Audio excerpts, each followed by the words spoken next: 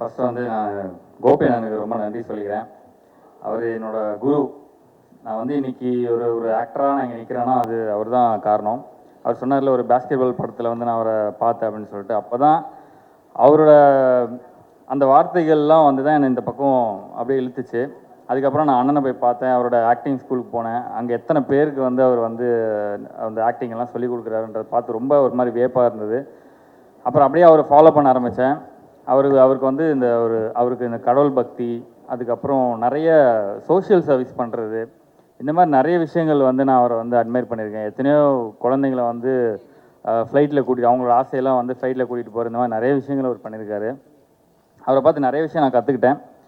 So இன்றைக்கி அங்கே முழுக்க இன்றைக்கி நான் ஒரு நல்ல ஒரு லைஃப் ஒரு ஆக்டராக நான் வந்து வாழ்கிறேன் அப்படின்னா அதுக்கு வந்து கோபி அண்ணன் தான் வந்து அதுக்கு முக்கிய காரணம்.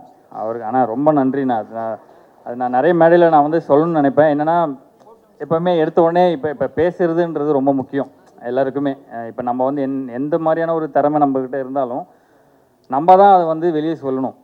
என்கிட்ட இந்த திறமை இருக்குது, நான் நல்லா நடிப்பேன், நான் இந்த படத்தில் பண்ணியிருக்கேன், என் கூட இவ்வளோ பேர் இருக்காங்க அப்படின்றத வந்து நம்மளை ப்ரெசென்ட் பண்ணிக்க தெரியணும். அப்போ தான் வந்து 4 பேரை போய் ரீச் ஆகும்.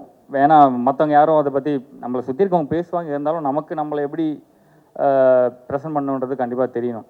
ஸோ அதனால் நிறைய இடத்துல நான் சொல்லணும்னு நினைப்பேன். எனக்கு அப்போல்லாம் அந்தளவுக்கு ஒரு இது கிடையாது. ஸோ ஆனால் இது ஒரு கரெக்டான ஒரு மேடை. நீங்கள் வந்திருக்கீங்க, அதனால் நான் சொல்கிறேன். ரொம்ப நன்றி. அப்புறம் ஜவஹர் சாருக்கு ரொம்ப தேங்க்ஸ் சொல்லணும். அவர் வந்து எப்படி இப்போ கோபியனா வந்து எனக்கு ஒரு ஸ்பார்க் வழி காமிச்சு விட்டார். அதுக்கப்புறம் என்னை கைப்பிடிச்சு கூப்பிட்டு போனது வந்து ஜவஹர் சார் தான். அந்த திருமணம்ன்ற ஒரு ஃபஸ்ட் என்னோட சீரியல் அது பண்ணேன். அது மிகப்பெரிய ஒரு இது. அவர் ஜஸ்ட் ஒரு ஃப்ரீயாக இருக்கிறதுனால வந்து ஒரு மாதம் மட்டும் அவர் சும்மா தொட்டு கொடுத்துட்டு போனார், ஒரு ஆசீர்வாதம் பண்ணிட்டு போகிற மாதிரி. அது பயங்கரமான ஒரு ரீச் அந்த ப்ராஜெக்ட். அதுக்கப்புறம் தான் அப்படியே படிப்படியாக அப்படியே மேலே வந்தது. புகழ் டார்லிங், ரொம்ப ரொம்ப நன்றி. எனக்கு வந்து குக் வித் கோமாளியில் எனக்கு என்ன கிடச்சிச்சோ இல்லையோ ஒரு அழகான ஒரு நண்பன், ஒரு ஃபேமிலி, ஒரு பிரதர், நிறைய விஷயங்கள் நாங்கள் வந்து ஷேர் பண்ணுவோம். புகழ்கிட்ட எனக்கு பிடிச்ச விஷயம் என்னென்னா அவருமே அந்த மாதிரி தான். அவர் நிறைய அந்த சோஷியல் சர்வீஸ் பண்ணுறது. கிட்டத்தட்ட ரொம்ப வருஷமாக அவர் வந்து நிறைய டெய்லி அன்னதானம் போடுறாரு. நிறைய பேருக்கு அன்னதானம் பண்ணுறாரு. அது பார்க்கும்போதெல்லாம் எனக்குமே அது அந்த இமேஜ் பார்க்கும்போதே ரொம்ப சந்தோஷமாக இருக்குது. எத்தனை பேர் நம்மளை சுற்றி இருக்கவங்க பசியில் இருப்பாங்க. நம்மளுக்கு இப்போ நம்மக்கிட்ட நிறைய பணம் இருக்குது, பணம் காசு இருக்குது. பட் நம்ம நினச்சதை வாங்குகிறோம், சந்தோஷமாக இருக்கும். பட் எத்தனை பேர்கிட்ட அது இல்லை அப்படின்ற ஒரு விஷயம் இருக்குது. ஸோ அவர் சம்பாதிக்கிறதுலாம் நிறைய பேர் அந்த மாதிரி சோஷியல் சர்வீஸ் பண்ணுறாரு. அதெல்லாம் நான் அவனை பார்த்து நிறைய கற்றுக்கிறேன் டார்லிங். நானும் அது முயற்சி பண்ணுறேன். முடிஞ்சால் என்னோடய பங்கும் நான் அதில் வந்து நான் கொடுக்கணும்னு நினைக்கிறேன். சங்கீதா, தேங்க்யூ நீங்கள் வந்ததுக்கு. பட் நீங்கள் வந்து குக் வித் கோமாளி நிறைய பேசுகிறீங்க, ஆனால் இங்கே கூப்பிடும்போது கொஞ்சம் வெக்கப்பட்டீங்க. பரவாயில்ல, இருக்கட்டும். அந்த ஒய்ஃப் ஸ்ரேயா, அவங்க எனக்கு ஒரு பெரிய சப்போர்ட். எல்லாருக்குமே அவங்க ஒய்ஃப் சப்போர்ட்டாக தான் இருப்பாங்க. ஐஸ் வைக்கிறவங்களாம் நினச்சிக்காதீங்க தயவுசெய்து. அவங்க வந்து எப்படி சொல்கிறது, ஒரு விஷயத்துலையும் என் கூடவே அவங்க இருப்பாங்க. அதை நான் பண்ணுறதை இன்றைக்குமே ரசிப்பாங்க, ரொம்பவே ரசிப்பாங்க. அது எனக்கு ரொம்ப பிடிக்கும். Thank you, love you. And dark heaven trailer and audio launch சூப்பராக போயிட்டுருக்கு. ஆக்சுவலி ட்ரைலர் நேற்று பார்க்கும்போது ரொம்ப சூப்பராக இருந்தது.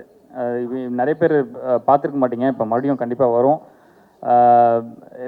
பார்த்த உடனே நாங்கள் இவ்வளோ நாள் நிறைய பேர் சொன்னாங்களே ரொம்ப கஷ்டமான லொக்கேஷன், ரொம்ப கஷ்டப்பட்டு பண்ணோம் அப்படின்றது. அதோட பலன் வந்து அந்த ட்ரெய்லர் பார்க்கும்போது ரொம்ப ஹாப்பியாக இருந்தது. சரி, ஓகே, நம்ம வந்து ஒரு நல்ல படம் பண்ணியிருக்கோம். நமக்கு ஒரு எனக்கு கரெக்டான டைமில் கரெக்டான ஒரு படம் அமைஞ்சதுன்னா அது டார்க் ஹெவன். அது ரொம்ப ரொம்ப சந்தோஷம். பாலாஜி ப்ரோ, ரொம்ப தேங்க்ஸ். எப்படி சொல்கிறது, நம்ம ஒரு கரெக்டாக ஒரு விஷயம் வந்து கரெக்டான நேரத்தில் கிடைக்கணும். அப்போ தான் நம்ம வந்து அடுத்தடுத்த லெவல் போக முடியும். ஸோ எனக்கு வந்து கடவுளாக பார்த்து கொடுத்த படம் தான் டார்க் ஹெவன். நான் 100% சொல்லுவேன். இங்கே இருக்கிற அந்த ஆக்டர்ஸ் ஜெயக்குமார் சார், மூர்த்தி சார், எனக்கு மூர்த்தி சார்லாம் எனக்கு என்னென்னா ரொம்ப வியப்பாக இருந்தது. ஒரு பெரிய ஒரு டைலாக்ஸ் எல்லாம் டேரக்டர் கொடுப்பாரு. அவர் அந்த பேப்பர் பார்க்கவே மாட்டார். திரும்ப எடுத்துகிட்டு வந்து யாராவது சார் பார்த்துக்கிறீங்களா சார் சொன்னார் அப்படின்னுவார். அவ்வளோதான். அவர் ஒரு தடவை பார்த்துட்டாருன்னா முடிஞ்சது. அந்த சீன் எத்தனை தடவை கேட்டாலும் அந்த எக்ஸ்பிரஷன், அந்த டைமிங், அதெல்லாம் சான்ஸே இல்லை சார். நான் அவங்கள பார்த்து ரொம்ப அது கற்றுக்கிட்டேன். இந்த படத்தில் நிறைய லேர்னிங்ஸ் இருக்குது. ஒரு ஆக்டரை பார்க்கும்போதும் இவங்க ரித்திகா, அவங்களோட பர்ஃபார்மன்ஸ் எனக்கு பர்சனலாக ரொம்ப பிடிக்கும். அவங்க வந்து ஒரு மாதிரி சைலண்ட்டாக இருக்க மாதிரி இருக்கும், ஒரு மாதிரி சாஃப்டாக இருப்பாங்க. பட் அந்த கேரக்டர் வந்து அந்த ஒரு சீன், அந்த எமோஷன், அதெல்லாம் 100% அவங்க ஃபேஸ்லேருந்து வரும். அதுக்கப்புறம் தர்ஷிகா, ரொம்ப ஹாப்பி உங்களோட ஒர்க் பண்ணதில். ஒரு நல்ல ஒரு ஒரு நல்ல சோல். நீங்கள் சூப்பராக பண்ணுறீங்க. ரொம்ப தேங்க்ஸ்.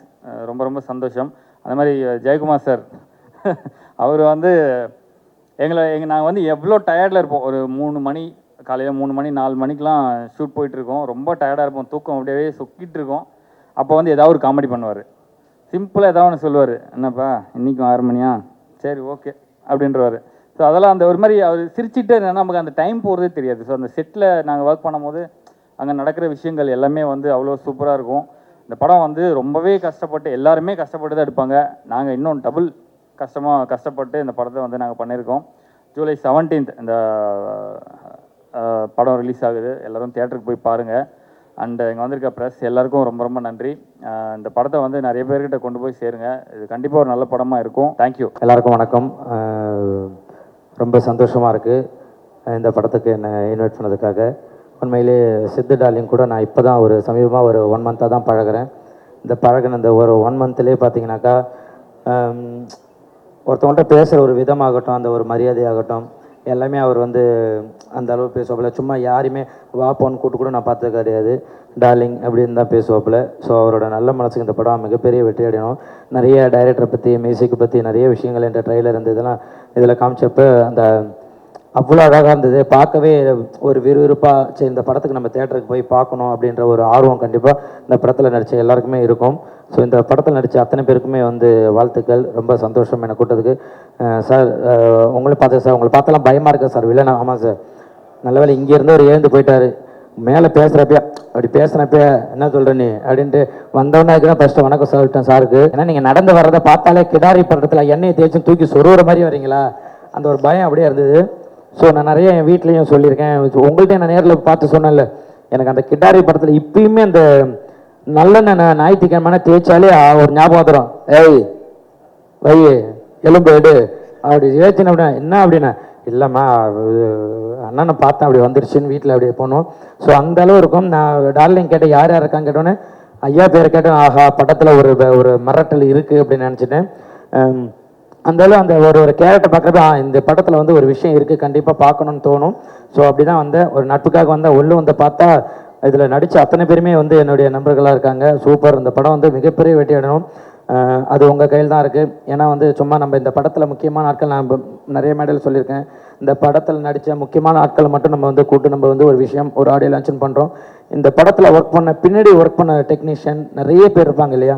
ஒரு சாதாரண வந்து நம்ம வந்து ஒரு நமக்காக சாப்பாடு போடுறவங்களாகட்டும், அந்த ப்ரொடக்ஷனாக இருக்கட்டும், அவங்க கூட நாளைக்கு சொல்கிறது நான் இந்த மாதிரி டார்க் ஹெவன்ன்ற ஒரு படத்தில் நான் ஒர்க் பண்ணேன் அப்படின்னு சொல்லிட்டு அவங்க பெரியமாக சொல்லிப்பாங்க. ஸோ இந்த படம் வெற்றி அடைஞ்சால் இது அவங்களுக்குமே போய் சேரும். நம்ம இங்கே இருக்கிற ஒரு 10 பேர் மட்டும் கிடையாது. இந்த படத்துக்கு பின்னாடி ஒரு 100-200 பேர் ஒர்க் பண்ணியிருக்கோன்னா அந்த 200 பேரோட உழைப்பு இருக்குது. எல்லாருமே தேட்டருக்கு வந்துட்டு இந்த படம் ஓகேப்பா நல்லாயிருக்கு அப்படி சொல்லாமல் இந்த படத்துக்காக இவ்வளோ பேரோட உழைப்பு இருக்கு இல்லையா.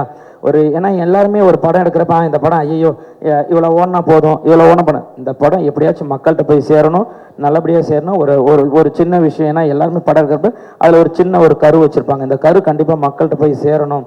அது அப்படின்றதுக்காக தான் அந்த கருவை உங்ககிட்ட கொடுக்கணும். மீடியா நீங்கள் அதை எடுத்துகிட்டு போய் சேருங்க. கண்டிப்பாக அந்த கரு மிகப்பெரிய ஒரு வளர்ச்சி அடைஞ்சு இந்த படத்துக்கு வந்து ஒரு பெரிய வெற்றியை கொடுக்கணும் நான் கடவுளை வேண்டிக்கிறேன். நன்றி. Thank you so much.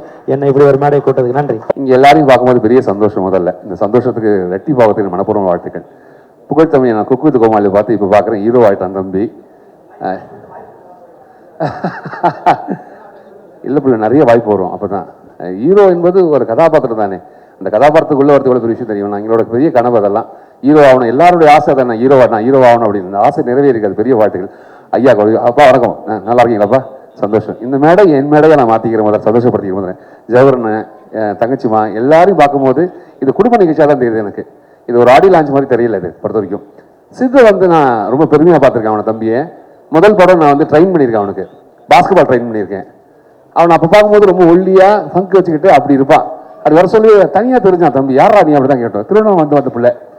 அந்த படம் அறிவரன் சார் எடுத்தாங்க. அந்த படத்தில் வந்து ஒரு முக்கியமான கதாபாத்திரம் பண்ணா. அப்போ தான் எனக்கு சித்த தெரியும். அதுக்கப்புறம் காலத்தின் கட்டாயம் பாகவும் வாழ்க்கை விதி விளையாடிச்சு. என் கூட ட்ராவல் பண்ண நிலைமை வந்துச்சு பிள்ளைக்கு.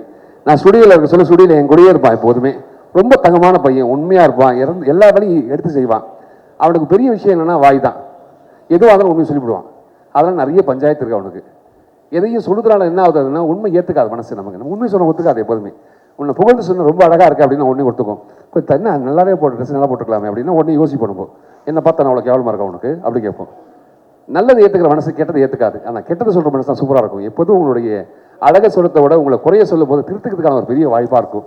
அப்படி தான் சித்து நான் பார்த்தேன். அந்த தம்பி வந்து எனக்கு ஹீரோ அன்னைக்கு எவ்வளோ பெரிய விஷயம் என்பது பெரிய வாழ்க்கையில் ஒரு பெரிய ட்ராவல் இருக்குல்ல, அந்த ட்ராவலில் அவன் இது வந்திருக்கான். நாங்கள் பேசும்போது எப்போதுமே என்னென்னா ஒருத்தர் பேசும்போது கேட்கணும். அது கேட்காம பக்கத்தில் பேசுனா அப்போ எதுக்கு பேசுன்னு தெரியாது.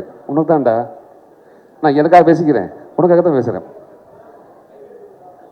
இந்த படம் சித்து வாழ்க்கையில் பெரிய படமாக அமையும். எப்போதுமே சொல்லுவாங்க, ஐயா சொன்னாங்கல்ல, இந்த காப் ரோல் பண்ணுறேன் எல்லாரும் போலீஸாக கூப்பிட்றாங்க அப்படின்றது அது பெரிய கொடுப்பேன். என்னை பொறுத்த வரைக்கும் நான் போலீஸாக தெரிய சொல்ல நான் அந்த உடையை பொறுத்து நான் போலீஸாக மாறிக்கிறேன். எனக்கு பெரிய படிப்பறிவு கிடையாது. சினிமா மட்டும் தான் எல்லாத்தையும் கொடுத்துட்டே இருக்கும். நான் ஒரு நாள் வக்கீலாக மாறுவேன், ஒரு நாள் டாக்டராக மாறுவேன், ஒரு நாள் ஹீரோவாக மாறுறேன், ஒரு நாள் எல்லா வேடங்களையும் இருக்கிறது மட்டும் தான் அந்த சினிமா என்பது அவ்வளோ அழகான தொழில். எங்களை ரொம்ப அழகாக பார்த்துக்குது. முன்னில் சோறு போடுது, கேரவன் கொடுக்குது, எல்லாத்தையும் ரொம்ப பெருமைப்படுத்துது. எங்கே போனாலும் எங்களை ஃபோட்டோ பிடிச்சிக்கிறாங்க. எவ்வளோ அழகான விஷயம் சினிமா. இந்த தொழில் நான் இருக்கிறதே பெரிய சந்தோஷம். அந்த தொழில்களில் வர எல்லா மக்களுமே பெரிய மக்களாக தான் நான் பார்க்குறேன், சிறந்த மக்களாக பார்க்குறேன். 140 கோடி மக்கள் இருக்கும். இந்த 140 கோடி மக்களுக்கு எத்தனை பேர் மேலே இந்த கேமரா பதிவு பண்ணியிருக்கு கேட்டிங்கன்னா ரொம்ப குறைஞ்ச மக்கள். அந்த குறைஞ்ச மக்கள் நீங்கள் இருக்கீங்களே, நான் இருக்கேனே, அது பெரிய சந்தோஷம் இல்லை?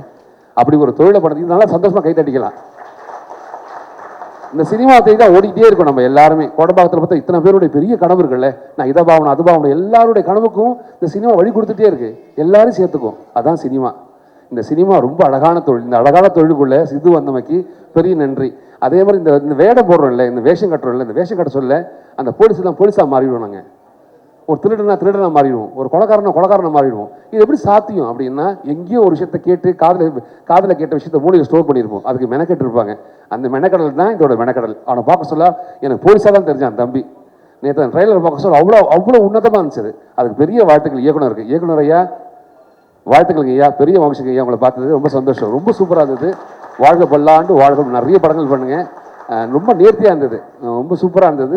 ஷார்ட் வைஸும் சூப்பராக இருந்தது. லைட்டிங் பியூட்டிஃபுல்லாக, அந்த கேமரா சூப்பராக பண்ணியிருந்தாங்க. வாழ்த்துக்களுக்கு சாமி.